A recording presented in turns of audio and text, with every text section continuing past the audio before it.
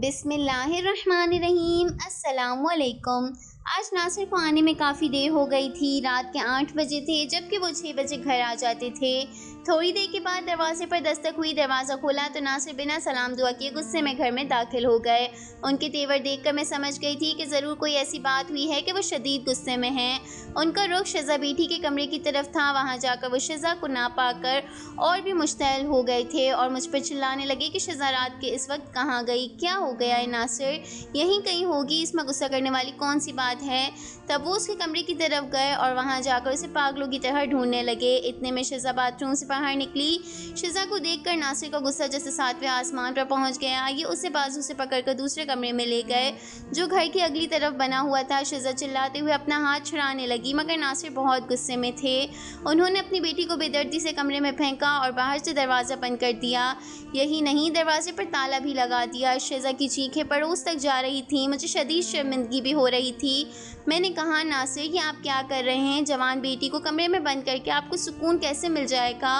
तुम चुप रहो, जिस बात की समझ ना हो उसमें नहीं बोलते। नासिर अभी भी गुस्से में थे। खबरदार, अगर आइंदा तुमने इसे घर से बाहर निकलने की इजाज़त दी, अब ये इसी कमरे में कैद रहेगी, ना बाहर जाएगी और ना ही इससे कोई मिलने आएगा। नासिर के तेवर देखकर मैं भी सहम गई। मुझे तो शक हो रहा था कि शज़ा नासिर की सगी बेटी है भी या नहीं। दरअसल मैं शज़ा की सौतेली माँ हूँ और उसके बाप ने मुझसे दूसरी शादी की थी। शज़ा की पहली माँ मर चुकी थी जबकि वो अपनी माँ को याद करके बहुत रोया करती। मैंने उसे प्यार मोहब्बत देने की बहुत कोशिश की मगर लाख कोशिशों के बावजूद भी वो मुझसे घुल मिल नहीं सकी। बहरहाल वो मुझसे छोटी थी, मेरा उससे क्या मुकाबला। उसे कमरे में बंद देखकर मेरा दम घुटता था। मैंने नासिर की बहुत मिन्नत की कि वो उसे कमरे से निकाल दें मगर उन्होंने मेरी एक बात ना मानी।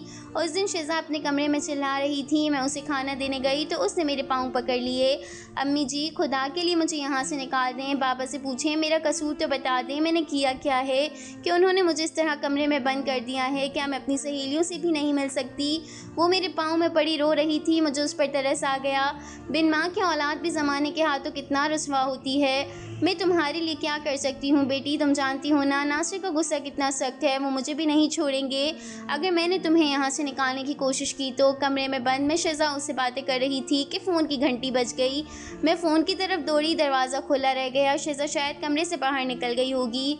मैं फ़ोन पर बातें करने लगी। मेरी नंद की कॉल थी। कहने लगी, हमने अहमद का रिश्ता तय कर दिया है, लड़की वालों को जल्दी है, अगले ही महीने हम उसकी शादी कर रहे हैं, तुम लोगों ने लाजमी शिरकत करना है। नंद की तरफ से शादी की खुशखबरी की खबर सुनकर मैं सोचने लगी कि शज़ा को अपने साथ शादी पर ले जाऊंगी। यकीनन उसके बाबा इतने करीबी घर की शादी में जाने से नहीं रोकेंगे। तभी मेरी तवज्जो शज़ा के कमरे की तरफ गई। देखा तो वो कमरे में मौजूद नहीं थी। मेरा दिल धक से रह गया। मैं भागती हुई उसके कमरे में गई तो देखा वो फर्श पर ऊंधी पड़ी रो रही थी जबकि उसके हाथ में कागज़ का टेढ़ा मेढ़ा टुकड़ा भी था। मैंने बड़ी मुश्किल से उसे वहाँ से उठाया मगर शज़ा अपने कमरे से निकलने को तैयार ना हुई। बिलाखिर मैंने बड़ी मुश्किल से ताला लगा दिया।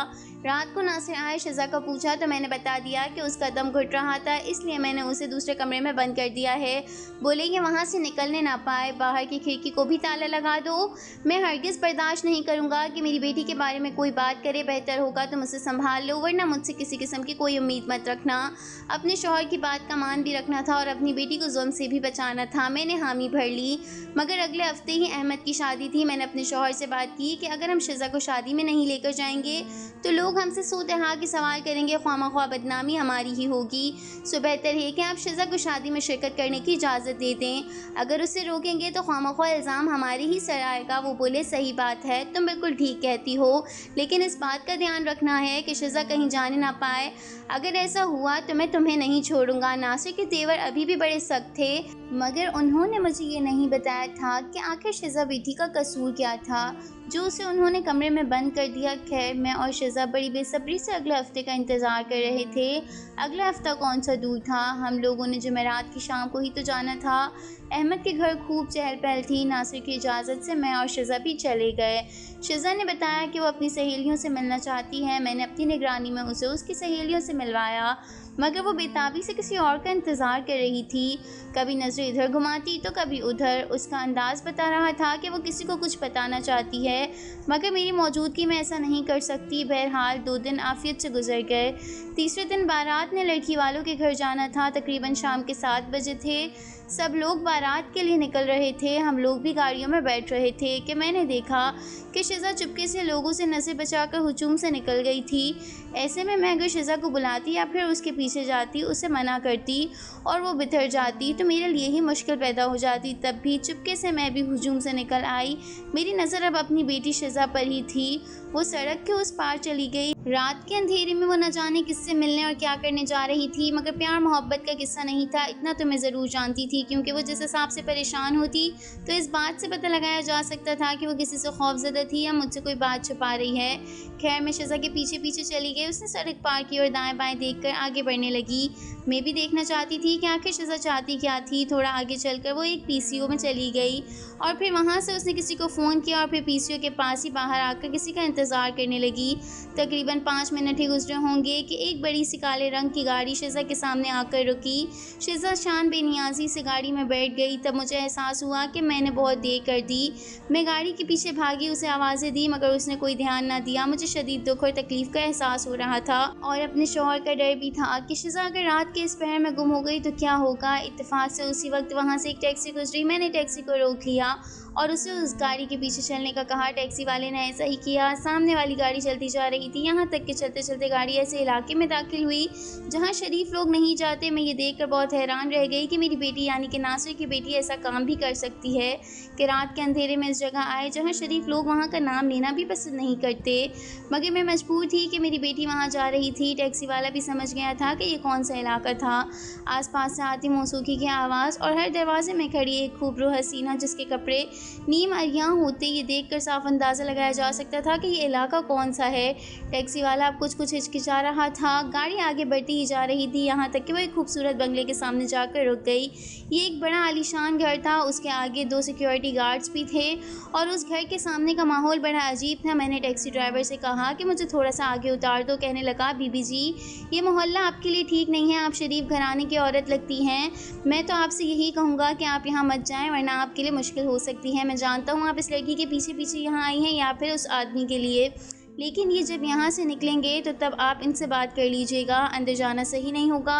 ड्राइवर की बात सही थी, मैं ऐसे माहौल में कभी नहीं गई थी। सो बाहर रुककर शिज़ा का इंतज़ार करने लगी, मगर बंगले के सामने खड़े 2 सिक्योरिटी गार्ड्स ने हमें देख लिया और हमारी गाड़ी के पास आकर हमें यहाँ से जाने का कहने लगे। तब ड्राइवर ने गार्ड से बचने के लिए चंदाबाई नामी किसी औरत का नाम लिया।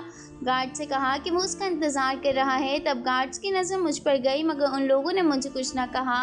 बहरहाल हम लोग वहाँ कितनी देर तक रह सकते थे। 1 घंटा गुजर गया। जब शिज़ा बाहर ना आई तो मेरे हाथ पाँव फूलने लगे। मैंने ड्राइवर से कहा कि मुझे वहाँ जाकर पता करना चाहिए कि मेरी बेटी शिज़ा कहाँ गई। बोला, ये लोग बहुत सख्त हैं, एक बार जो यहाँ चला जाता है उसके लिए बाहर के रास्ते बंद हो जाते हैं, बेहतर है कि आप घर चली जाएं। ड्राइवर के मशवरे पर मैं वहाँ से वापस तो आ गई, मगर मेरे दिल की दुनिया लुट गई थी। समझ नहीं आ रहा था कि मैं नासिर से क्या कहूँगी कि शिज़ा कहाँ गई है। तब मैंने अपनी एक और ख़ातून को राज़दार बना लिया और उसे बताया कि शिज़ा इस जगह गई है जहाँ पर शरीफ जाना लोगों को गवारा नहीं करते। शाहीन आंटी ने मुझे तसल्ली दी और बोली कि ऐसे मामलों में लड़कियाँ लड़कों पर एतबार करती हैं जो उन्हें ठिकानों तक ले जाते हैं और फिर उनकी ज़िंदगियाँ तबाह कर देते हैं। लाज़मन शिज़ा के साथ भी कुछ ऐसा ही हुआ होगा, मगर अच्छी बात यह है कि तुम उस कोठी का पता जानती हो। अब हम उसे वहाँ से बाजियाब भी करवा सकते हैं और पुलिस की मदद से कार्रवाई भी करवा सकते हैं। मगर मैं जानती थी कि शिज़ा किसी से प्यार नहीं करती, वरना वो मुझसे ज़रूर कहती। अगर उसने किसी लड़के से शादी करना होती, अमूमन वो अपने बाप से ही हर बात कह दिया करती थी, मगर कुछ ऐसा इन दोनों के बीच था जिस पर ये बात ना करते थे। शिज़ा भी खामोश हो जाती और मेरे आने पर नासिर भी खामोश हो जाते। खैर, अब मैं नासिर का इंतज़ार कर रही थी। नासिर बारात के साथ जा चुके थे।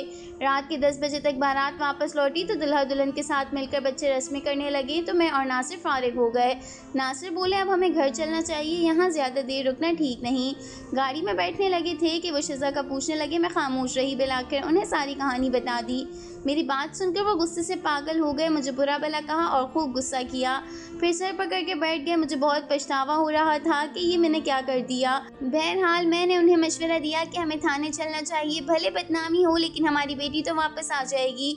शौहर बोले कि ऐसा करना सही नहीं होगा, मैं पहले खुद वहाँ जाऊँगा। लेकिन मसला ये था कि नासिर को उस जगह का नहीं पता था जो मैंने देखी थी।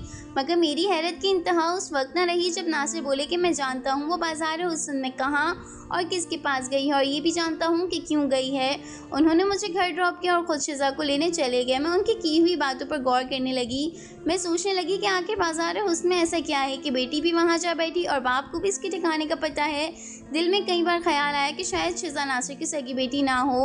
रात के 1 बजे दरवाजे पर दस्तक हुई। मैंने दरवाज़ा खोला तो बाहर बातों की आवाज़ें आ रही थी। मैंने देखा सामने शिज़ा और नासिर खड़े थे। उनके साथ एक अधेड़ उम्र की औरत भी खड़ी थी जो तकरीबन 38-29 साल की होगी, मगर उनके चेहरे पर काफ़ी झुर्रियाँ थीं। वो बहुत उदास और बीमार दिखाई दे रही थीं। कुछ न समझते हुए मैंने उन लोगों को अंदर आने का कहा। नासिर ने अपने कमरे में चले गए जबकि शिज़ा उस औरत के साथ दूसरे कमरे में गई। मैं उन दोनों की बातें सुनने उनके पीछे पीछे गई।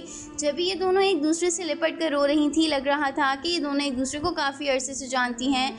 मैंने उन लोगों को उस वक्त कुछ न कहा और ख़ुद भी सोने चली गई। नासिर मुझसे नाराज़ थे। उन्होंने मुझसे एक ज़रा भी कलाम न किया, खुद सो गए। सुबह उठे तो नाश्ता किए बिना ही ऑफिस चले गए।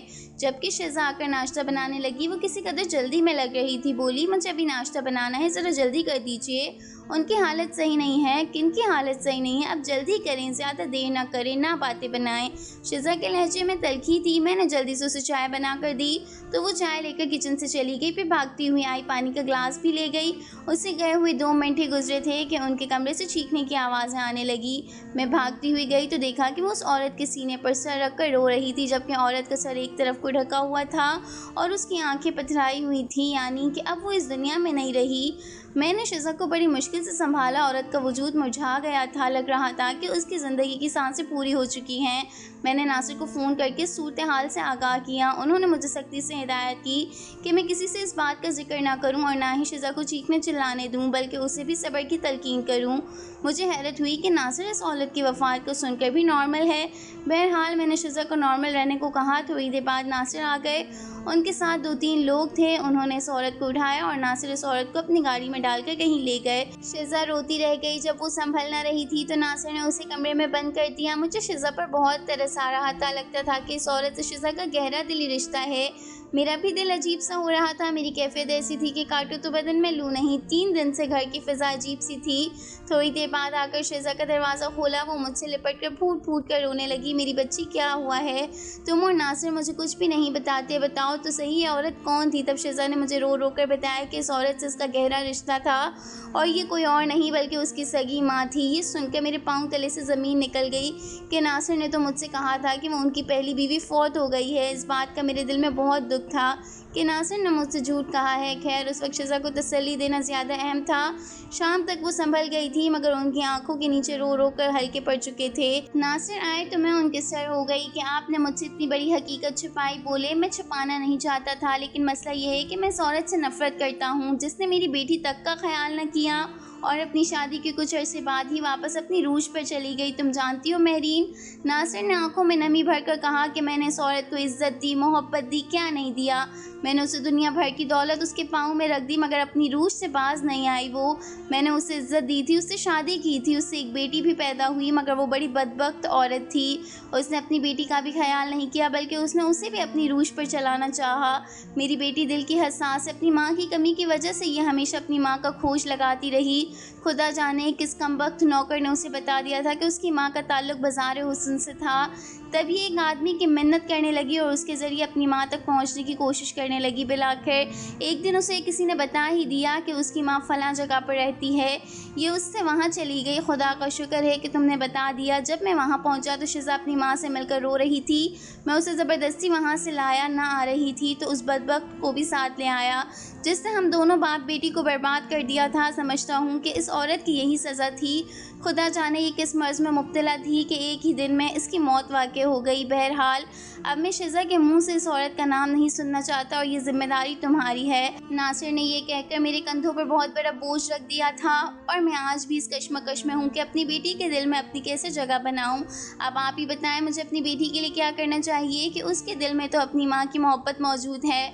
मुझे वो अपना दुश्मन समझती है, मगर मैं उसके लिए दिन रात परेशान हूँ और उसके लिए दुआएं भी करती हूँ। दोस्तों, अगर आपको मेरी कहानी अच्छी लगी है तो कहानी को शेयर और लाइक ज़रूर कीजिएगा। चलती हूँ मैं, मिलेंगे अब नई कहानी के साथ।